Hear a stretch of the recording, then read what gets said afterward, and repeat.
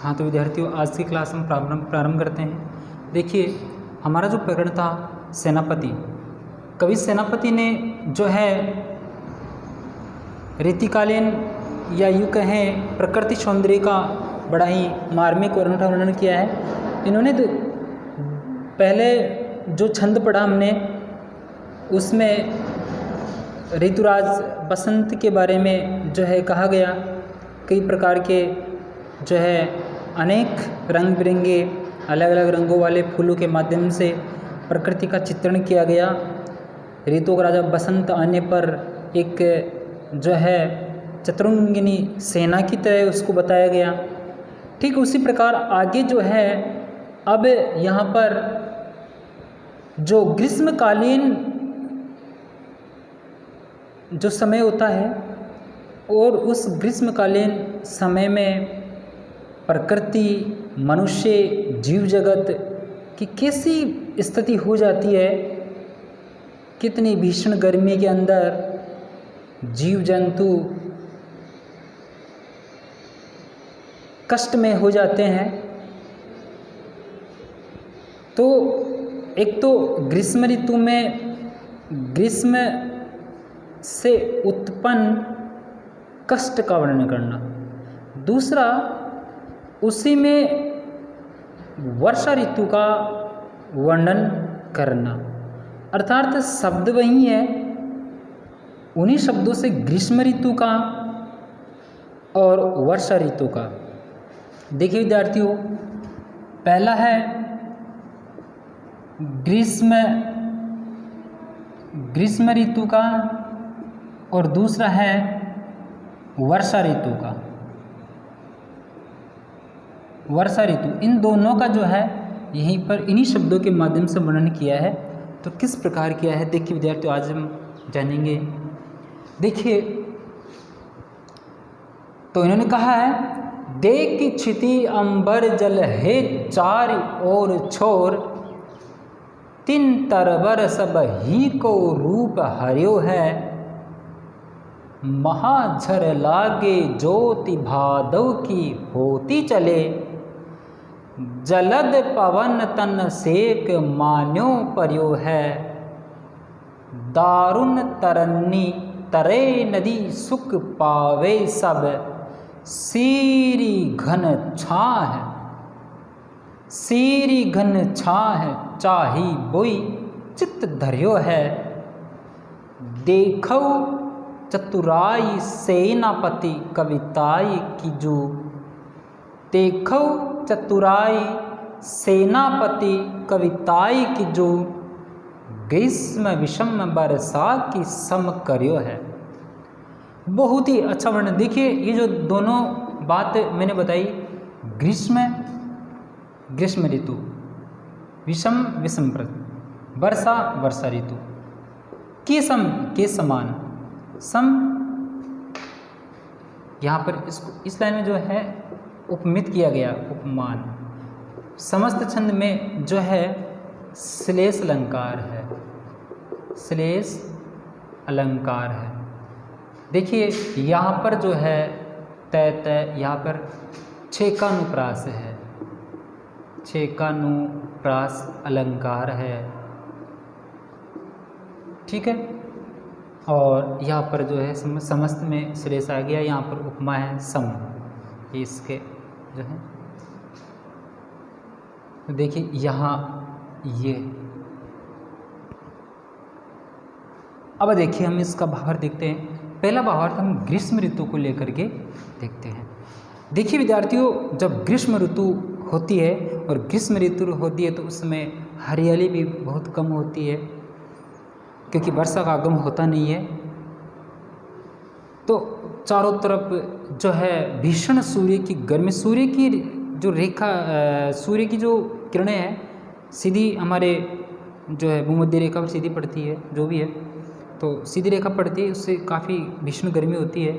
और उस भीषण गर्मी में जो है जीव जंतु सब जो कष्ट में हो जाते हैं। तो ग्रीष्म ऋतु के वर्णन को पहले हम देख लेते हैं। पहला वर्णन ग्रीष्म ऋतु का देखिए कि देख क्षिति अंबर, क्षिति पृथ्वी, अंबर आकाश, अम्बरेली वस्त्र भी होता है, लेकिन वहाँ वस्त्र का कोई आशय नहीं है।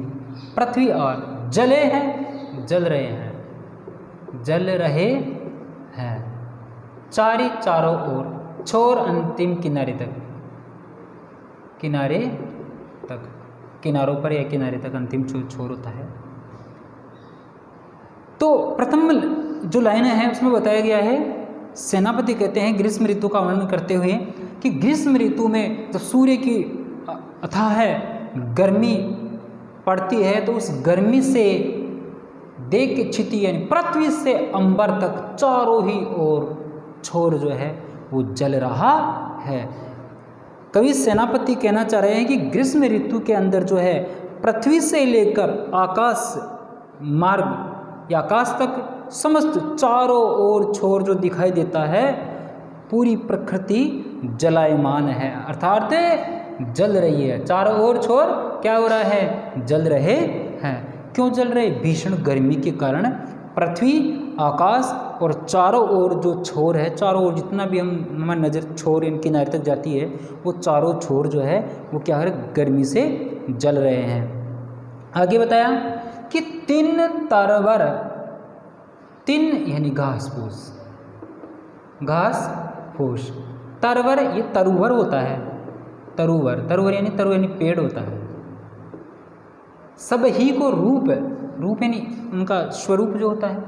हरियो है, देखो हरियो इसके दो अर्थ है, क्योंकि श्लेष अलंकार है और श्लेष अलंकार शब्द एक होता है, अर्थ अलग अलग होते हैं, यानी अलग अलग का मतलब ये है, एक अर्थ इधर भी जाता है, एक इधर, चिपको अर्थ होता है जिसको हम कह सकते हैं अपनी भाषा में। तो देखिए हरियो यानी हरण करना, हरण करना यानी छीन लेना, और एक हरियो है यानी हरा रंग है, हरा रंग है। दोनों का एक का ग्रीष्म ऋतु में हो जाएगा, एक का वर्षा ऋतु में आएगा। जब वर्षा ऋतु होगी तो पेड़ पौधे हरे हो जाएंगे, और जब वर्षा ऋतु नहीं होगी, ग्रीष्म ऋतु होगी, तो हरण कर लेना यानी रूप हर लेना। जब ग्रीष्म ऋतु बहुत तेज हो जाती है, यानी बहुत भीषण गर्मी पड़ती है, सूर्य का ताप बहुत बढ़ जाता है उस भादव के महीने में, तो उस ग्रीष्म ऋतु में तीन घास फूस जल जाता है, और तरवर पेड़, घास फूस, पेड़ पौधे सभी का रूप जो है वो हर लेता है। अर्थात वो हरे भरे होते थे पहले, लेकिन भीषण गर्मी के कारण वो सूख जाते हैं। जो घास होती है हरी भरी वो भी सूख कर जलने जैसी हो जाती है, और पेड़ पौधे जो है अपना स्वरूप त्याग देते हैं, अर्थात हरे भरे सुंदर होते हैं, लेकिन भीषण गर्मी के कारण वो भी सूख जाते हैं। तो इस लाइन में यही अर्थ है कि भीषण गर्मी के कारण जो है घास फूस और जो पेड़ पौधे प्रकृति में होते हैं तो वो सूख जाते हैं, जलने जैसी प्रवृत्ति हो जाती है, उनका रूप हर लेते हैं, उनका रूप हर लेता है। कौन हर लेता है? भीषण गर्मी के कारण उनका रूप हर लिया जाता है। तो देखिए विद्यार्थियों, बहुत ही सीधे सीधे और अच्छे सरल भाषा में इसका जो है भावार्थ है। फिर देखिए महाझर लागे ज्योति भादव की, भादव का महीना होता है, होती चले हैं। अब महाझर, यहाँ महाझर का मतलब होता है जब वर्षाकालीन झड़ लगातार बारिश होती है, जिसको हम हमारी टोनड़ी भाषा में झड़ बोलते हैं कि झड़ लाग्यो ऐसे बोलते हैं। तो लगातार धीरे धीरे बारिश होना उसको झड़ बोलते हैं। तो महाझर लागी, अब यहाँ पर वर्षाकालीन का वर्णन कर नहीं रहे, यहाँ पर हम ग्रीष्म ऋतु का वर्णन कर रहे हैं। तो लगातार उस भादवा का जो महीना होता है उसमें, भादवे के महीने में जब बहुत ग्रीष्म ऋतु पड़ती है तो चारों तरफ जो है क्या जो है सूर्य का प्रकाश ही प्रकाश नज़र आता है, सूर्य की रोशनी ही रोशनी नज़र आती है, और चारों तरफ जो है, चारों तरफ एक प्रकृति में जो है भीषण गर्मी का एहसास प्रकृति से होता है। इसका मुख्य भाव जो है वो वर्षा ऋतु से है। इस लाइन का मुख्य भाव जो है वो वर्षा ऋतु से है। इसमें हम इसका भाव ग्रीष्म ऋतु में ये ले सकते हैं कि जो भादवे का महीना होता है, उस भादवे के महीने में भीषण गर्मी के कारण जो है एक वर्षा की झड़ लगती है, उसी प्रकार सूर्य की किरणों की भी झड़ी लग जाती है, भीषण गर्मी पड़ने लग जाती है। तो उससे क्या प्रकृति में जीव जंतु सभी भीषण गर्मी के कारण जो है व्याकुल हो उठते हैं। इसी प्रकार जब इतनी भीषण गर्मी होती है तो फिर आगे लाइन में बताया कि जलद पवन तन सेक मान्यो पर्यो है। जलद यानी बादल होता है, पवन यानी वायु, तन यानी होता है शरीर। तन यानी क्या होता है? शरीर। शरीर। शेक यानी सेकना, सेकना। मानो यानी मानना का, माना। पर्यो यानी पड़ा है। तो अब यहाँ पर देखिए ये कहा गया कि जलद यानी बादल और पवन।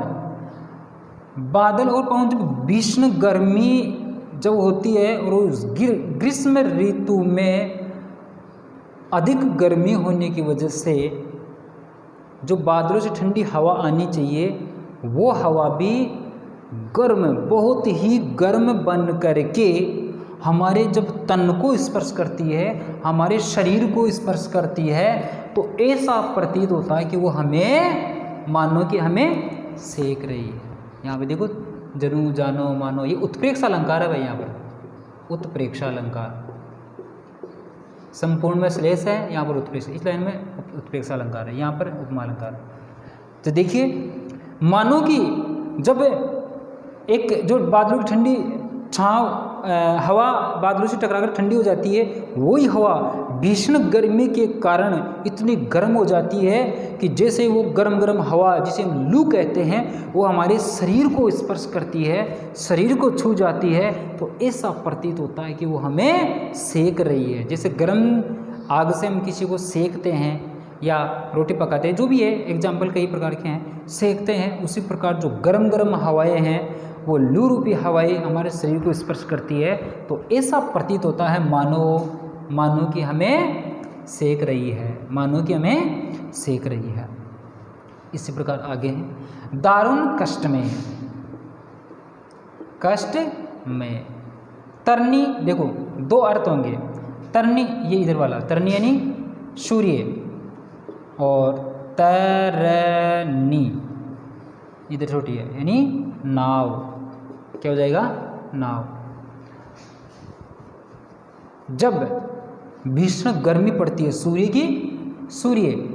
की गर्मी से कष्ट में लोग, सूर्य की गर्मी से कष्ट में लोग तरे नदी सुख पावे, सबके सब नदी में जो है सूर्य की अधिक गर्मी के कारण लोग नदी में उस गर्मी से उस जो कष्ट है उस कष्ट को छुटकारा पाने के लिए नदी के पानी में उतर जाते हैं और वहाँ जाकर के अपने आप को सुखमय प्रतीत करते हैं, सुख को पाते हैं। तो यहाँ पर ये है कि लोग सूर्य की भीषण गर्मी के कारण जो कष्ट सह रहे हैं उसको नदी में जाकर के सुख को प्राप्त कर रहे हैं। क्यों? क्योंकि जो सूर्य की गर्मी से उनको लू लग रही थी तो वो क्या नदी के पानी में उतर जाते हैं और वहाँ जो है उस लू से, उस भीषण गर्मी से उनको राहत मिलती है, सुख की प्राप्ति होती है। ये इस लाइन का भावार्थ है। अब देखिए सीरी मतलब ठंडी छाँव, ठंडी। घनी यानी होता है बादल, घनी यानी क्या होता है? बादल। चाहे वो चाहने के लिए, चित्त यानी होता है हमारा हृदय, चित्त यानी क्या होता है? हमारा हृदय। धैर्य है धारण किया है, धारण किया है।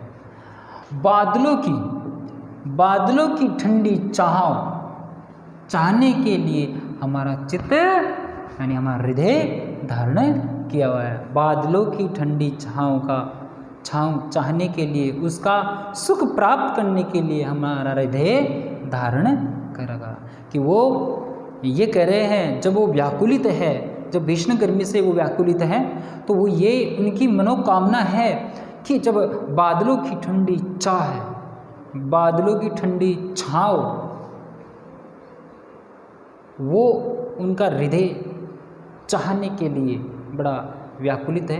वो चाहते हैं कि हमें बादलों की ठंडी छाँव हमें प्राप्त हो, ताकि उनका हृदय जो है प्रसन्नचित्त रहे। उनका हृदय ये चाहता है कि बादलों की ठंडी छाँव उनको प्राप्त हो, उनका हृदय चित्त यानी धारण करे। इसी प्रकार आगे देखिए, देखो चतुराई सेनापति कविताई की जो। अब यहाँ पर ये इतनी बातें तो ग्रीष्म ऋतु का वर्णन कर दिया है, लेकिन अब क्या कह रहा है कि देखो चतुराई की, कवि कहता है कि सेनापति कौन है, हमारा कवि, कि इस कवि की चतुराई देखो कि कविताएं की जो कि अनेक जो कविताएं लिखते हैं उन कविता लिखने वाले कवियों को कहते हैं कि हे कवियों, आप इस सेनापति की कविता की चतुराई देखो, चालाकी देखो। जो अन्य कवि है उन कवियों को कह रहे हैं कि हे अरे कवियों, तुम सेनापति की कविता की चतुराई देखो। क्या कि ग्रीष्म विषम वर्षा के सम करियो है, कि ग्रीष्म ऋतु का वर्णन विषम, उसकी उल्टी कौन सी है, वर्षा ऋतु के समान, किसम के समान करियो है, कि ग्रीष्म ऋतु का वर्णन जो है वर्षा ऋतु के समान किया है। ये चतुराई जो है किसकी है, सेनापति के कविता की, इनके छंदों की है। तो ये तो था विद्यार्थियों ग्रीष्म ऋतु का। एक बार इसका सारांश रूप में देख लेते हैं हम कि सेनापति ग्रीष्म ऋतु का वर्णन करना चाह रहे हैं कि सूर्य की भीषण गर्मी जब पड़ती है तो पृथ्वी से लेकर के आकाश तक जो है चारों ओर जो है वो जलता हुआ नजर आ रहा है भीषण गर्मी के कारण, ठीक है। और फिर जो है भीषण गर्मी के कारण जो घास फूस, पेड़ पौधे, पत्तियाँ, वनस्पति जितनी भी होती है वो सारी सूख जाती है, उनका सूखने से उनका रूप भी हर लिया जाता है। और जो है जब सूर्य की भीषण गर्मी रूपी जो महाजड़ लगती है वो भादवे की महीने में महाजड़ लग जाती है, जिससे कि पूरी पृथ्वी व्याकुलित, या यूँ कहे कि प्रकृति जगत जो है जीव जंतु व्याकुलित हो जाते हैं। इसी प्रकार व्याकुलित जो जीव जंतु होते हैं वो जलद पवन तन सेक मान्यो है। और जो उस भीषण गर्मी के कारण जब सूर्य की भीषण ताप जब होता है तो जो बादलों से ठंडी हवा होती है वो भी गर्म लू बन करके जब शरीर को स्पर्श करती है तो ऐसा लगता है कि वो सेक रही है, ऐसा प्रतीत होता है। और फिर लोग क्या करते हैं कि वो जो भीषण गर्मी जो लू लगती है तो उसके कष्ट में, यानी सूर्य की किरणों से, सूर्य की भीषण गर्मी के कारण लोग कष्ट में हो रहे हैं, तो वो कष्ट में लोग नदी में उतर करके पानी में और अपने सुख को अनुभव कर रहे हैं, सुख पावे, सुख अनुभव कर रहे हैं। और वो चाहते हैं क्या कि वो उन्होंने फिर भी इतना कष्ट सहते हुए भी अपने शरीर, अपने हृदय को धारण कर रखा है, क्या विचार करके कि बादलों की ठंडी छां है, उनका हृदय चाहने के लिए जो है शरीर को जो है धारण कर रखा है। देखी चतुराई। फिर कवि कहता है कि अन्य कविता जो लिखने वाले होते हैं कवियों को कि हे कवियों, देखिए सेनापति की कविता की चतुराई देखिए कि ग्रीष्म ऋतु का वर्णन वर्षा ऋतु के समान कर दिया गया। ये तो था विद्यार्थियों ग्रीष्म ऋतु का वर्णन। अब वर्षा ऋतु के अंतराल में हम देख लेते हैं कि वर्षा ऋतु में किस प्रकार जो है होता है कि जब देश स्थिति अंबर जल चले है चारी ओर छोर, जब भीषण ग्रीष्म ऋतु होती है और ग्रीष्म ऋतु में जो है चारों तरफ जो प्रकृति शुष्कमान हो जाती है, सूख जाती है, तो फिर तन तरवर हुई रुद्र, और जब बारिश हो जाती है, फिर जब बारिश हो जाती है तो तीन तरवर सब ही रूप को रूप हरियो है। अब जब बारिश हो जाती है तो घास फूस, पेड़ पौधे सभी अपना रूप हरा कर लेते हैं, हरा कर लेते हैं। इसका मतलब है पूरी जब पृथ्वी के ऊपर पूरी वनस्पति सूख जाती है भीषण गर्मी के कारण, और भीषण गर्मी के कारण जब बादल बरसते हैं या वर्षा होती है तो वर्षा होते ही सब अपना अपना रूप धारण कर लेते हैं, अर्थात वापस हरे हो जाते हैं, वापस जो है वनस्पति है वो जीवित हो जाती है, चारों तरफ हरियाली छा जाती है। महाजड़ लागे ज्योति भादव की होती चले हैं, और जैसे भादव का महीना अंता काल तक होता है तो बारिश की महाजड़ लग जाती है, तो जो है भादवे की ज्योति, और भादवे की ज्योति से आसे हैं कि भादवे का महीना होता है और वर्षाकालीन का समय आ जाता है, तो वर्षाकालीन का समय आ जाता है तो बादलों की झड़ी लग जाती है, यानी वर्षा की झड़ी लग जाती है, और बादल टकराने से जो बिजली उत्पन्न होती है उससे चारों तरफ प्रकाशमान हो जाता है, यानी चारों तरफ उजाला ही उजाला हो जाता है। जलद पवन तन सेक मान्य प्रयोग है, और जब सूर्य की भीषण गर्मी के कारण तन जो है सेका हुआ मालूम चलता था कि लू जो हमें तन को सेक रही है, तो वो ही अब बादल आने से, बादलों की ठंडी छाँव से हवा नमी से युक्त हो जाती है, और जो है ऐसा प्रतीत होता है शरीर को कि हमें जो है सुख में एहसास होता है, ठंडी हवा स्पर्श करने से हमें सुख में जो है प्राप्त होता है। इसी प्रकार जब है नाव, अब यहाँ पर जो है तरणी, यानी यहाँ पर नाव का हासिल लेंगे कि जब कष्ट में लोग काफ़ी भीषण गर्मी हो जाती है, तो गर्मी होने के कारण जो लोग कष्ट में हो जाते हैं, तो नदी नाले जब बारिश होती भर जाते हैं, तो लोग नावों में बैठ करके जो है अपने सुख को प्राप्त कर रहे हैं, सुख चाह रहे हैं, कष्ट से छुटकारा पा रहे हैं। इसी प्रकार सीरी गन छाँ चाहे वो चित दरियो है, और इसी प्रकार जो है बादलों की घनी छाँव में अपना हृदय बड़ा प्रसन्नचित्त धारण कर रखा है। देखो चतुराई, और यही चतुराई है। कवि कहता है कि यही चतुराई है सेनापति की कविता की। हे कवियों, यही चतुराई है सेनापति की कविता की कि ग्रीष्म ऋतु को विषम वर्षा ऋतु के समान वर्णन किया है, कि ग्रीष्म ऋतु को वर्षा ऋतु के रूप में वर्णन कर दिया है, के समान जो है इसका वर्णन कर दिया है। तो विद्यार्थियों, ये था हमारा ग्रीष्म ऋतु और वर्षा ऋतु का वर्णन। अब हम जो है अगली क्लास में अध्ययन करेंगे आगे। धन्यवाद।